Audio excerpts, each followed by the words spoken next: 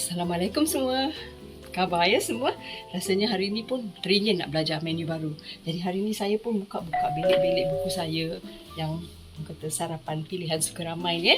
Dalam ni ada satu resipi iaitu kacang pul. Memang favourite saya. Kacang pul ni memang terkenal di selatan dan kalau nak makan dulu susah nak cari kacang. Tapi sekarang semua dah ada dalam tin ya, kita boleh beli dan terus buat. Jadi mari kita perhatikan apakah bahan-bahan yang diperlukan. Ketumbar, jintan putih, jintan manis, serbuk kari daging, minyak, gula, stok ayam, garam, minyak sapi, bawang besar, halia, bawang putih, daging cincang, kacang parang dalam tin, dan ini bahan-bahan sampingan dia: minyak sapi, telur, bawang besar, limau kasturi dan lada hijau. Okey, kita satukan semua bahan-bahan rempah ni.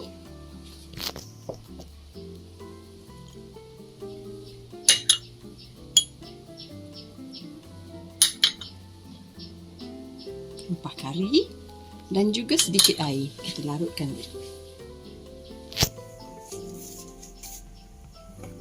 Saya suka buat macam ni, senang. Kita jadikan dia paste dulu sebelum kita terus tumis dia. Sebab apa? Kalau kita terus masukkan, takut nanti rempah tu terus garing. Jadi kalau ni proses dia nak garing tu lambatlah sikit. Ni dia ya. Kita dah jadikan dia paste. Kita boleh biarkan. Sementara tu kita boleh kisar bahan-bahan yang perlu dikisar.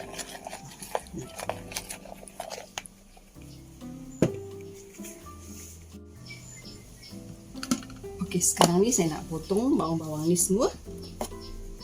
Kita boleh kisar.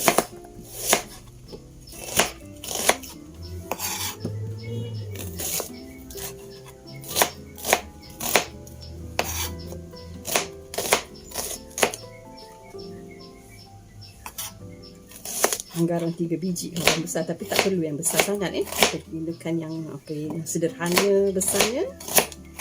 Nak guna bawang kecil juga boleh, tapi itulah saya boleh kalau saya gunakan bawang besar. Ini halia dan juga bawang putih.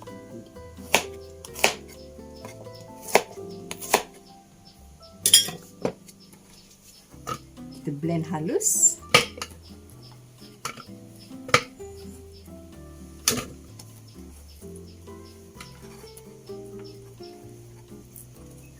Boleh masukkan sedikit air.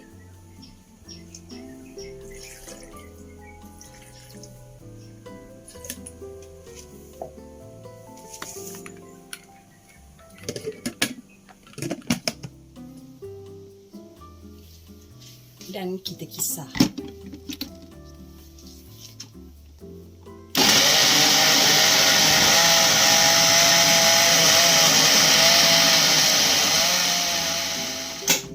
Dah halus pun bahan kisar kita.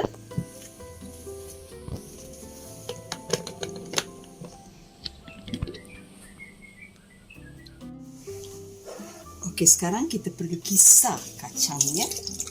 Kalau dulu kita guna kacang parang. Kacang parang ni kita kena rendam 1 malam biar dia betul-betul kembang. Lepas tu baru kita rebus dia dan baru kita blend ya. Tapi sekarang ni dah senang dah. Semua kita boleh dapat di pasaraya. Ni apa yang perlu kita lakukan, kita blend dia tapi jangan halus. Kita blend dia sikit je.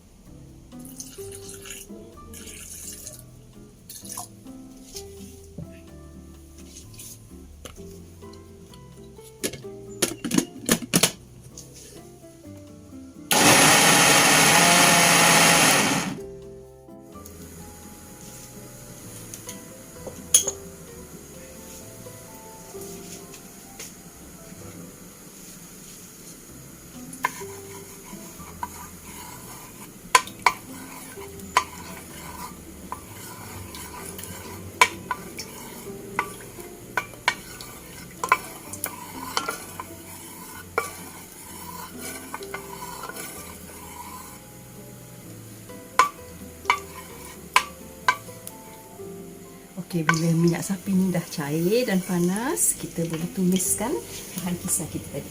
Ini dia, bawang, halia dan juga bawang putih tu kan.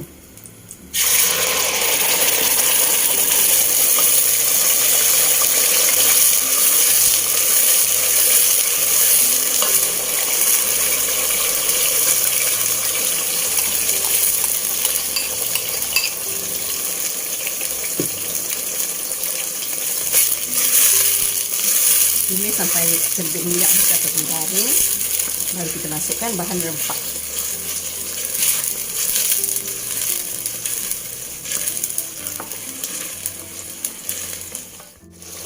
Okey, sekarang ni saya nak masukkan bahan rempah.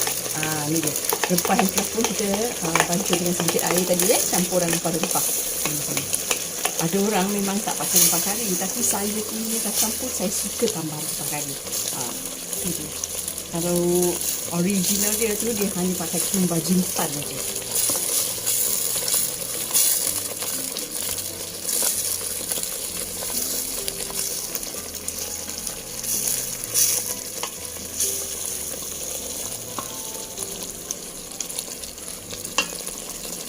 Minyak lah, orang kata terbit minyak tu dia. Saya akan masukkan daging cincang. Ini dia, daging cincang. Tumis sampai daging ni masak.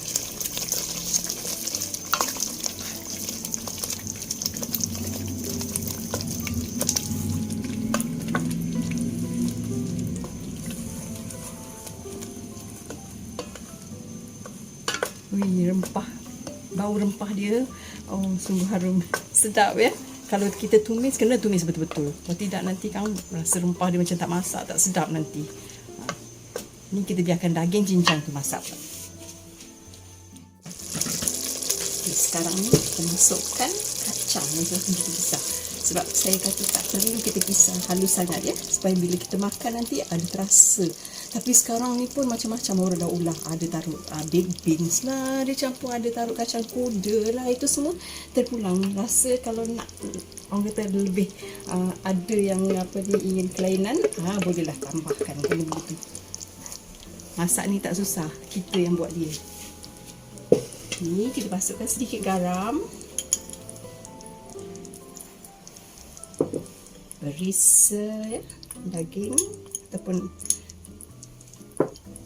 secukup rasa. Dan ni kita masukkan sedikit je gula. Gula ni tak banyak, nak balancekan dia je. Tu dia ya. Dan kita boleh masak terus sampai dia mendidih. Actually sebenarnya kuah ni dia taklah pekat sangat, dia taklah cair sangat. Jadi memadai je lah. Agak-agak kita boleh cicah dengan roti. Itu okey. Ni kita biarkan dia biar mendidih betul. Kacang tu kan.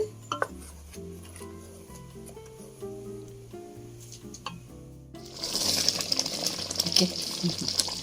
Okey, nampak dah masak dah pun. Dah pekat dah ya. Kacang putih ni. Mesra, rasa garam gula dia pun dah cukup, boleh kita padam. Dan seterusnya kita boleh goreng telur. Kita hidangkan kacang pul ni, dia mesti ada telur mata lembu orang kata. Jadi lepas ni kita goreng telur dulu Okey, kita boleh panaskan minyak sapi.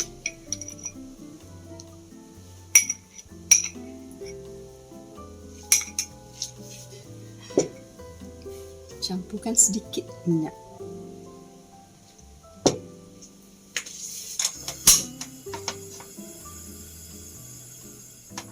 Kita biarkan minyak sapi ni cair. Lepas tu kita boleh masukkan telur.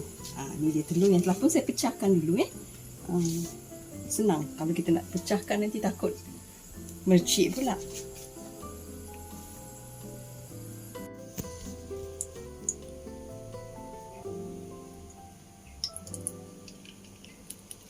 Kita goreng telur ni ya. Ada orang suka telur ni garing, ada yang tak suka garing. Jadi dia terpulang pada cita rasa.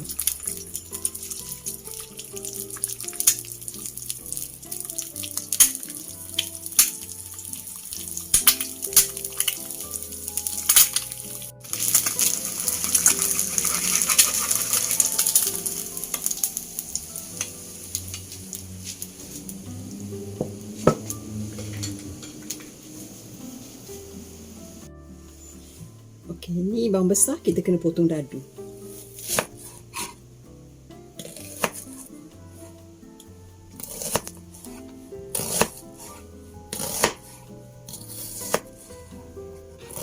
Potong dadu taklah terlalu besar sangat agak-agak macam pasal kita nak tabur dan kita makan dia mentah macam ni sekali dengan kacang pul.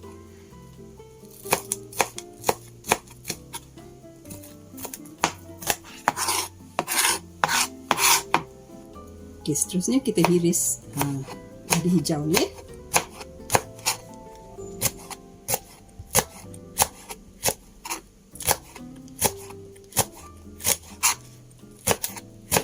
Bukannya nak pakai banyak sangat pun, cuma nak tabur je. Tapi siapa yang suka pedas boleh tambah lebih lada hijau ni dalam apa ni, kacang pul dia ya.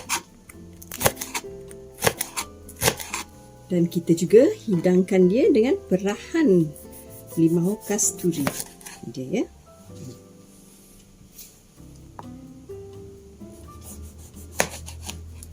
Okay, kita boleh buang biji dia dulu sebelum kita perah nanti. Okey, sekarang saya nak tunjukkan cara macam mana kita nak hidang kacang pul dia ya.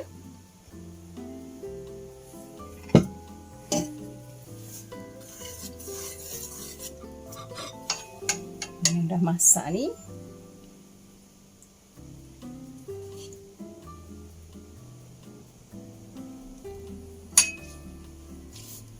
okey, kita boleh letak telur ni atas dia.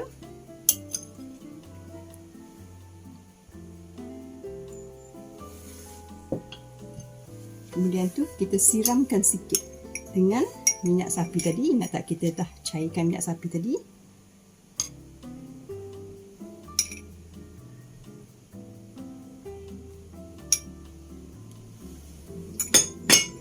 Seterusnya kita taburkan dengan bawang yang telah pun kita dadu.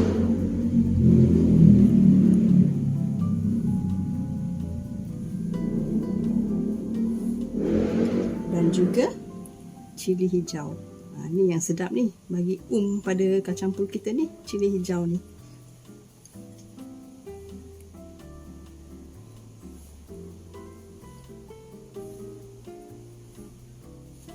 Okay, seterusnya kita hidangkan dia bersama dengan roti Perancis. Ya. Kalau nak bakar roti Perancis ni pun boleh ya. Kita sapukan dengan mentega. Kita boleh bakar dia atau toast dia sekejap. Dan ni cara dia kita menghidang.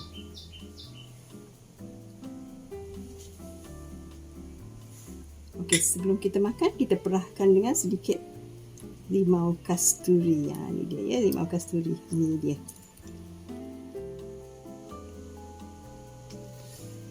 Okey.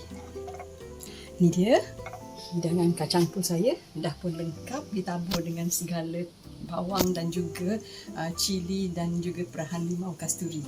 Teringat kat kampung ya, nak makan kacang pul ni. Tapi tak apa, sekarang saya dah tunjuk aja. Puan-puan di rumah pun boleh cuba dan buat. Janji puan-puan subscribe, like dan share YouTube channel saya Cooking with Lady Zai dan tekan butang loceng.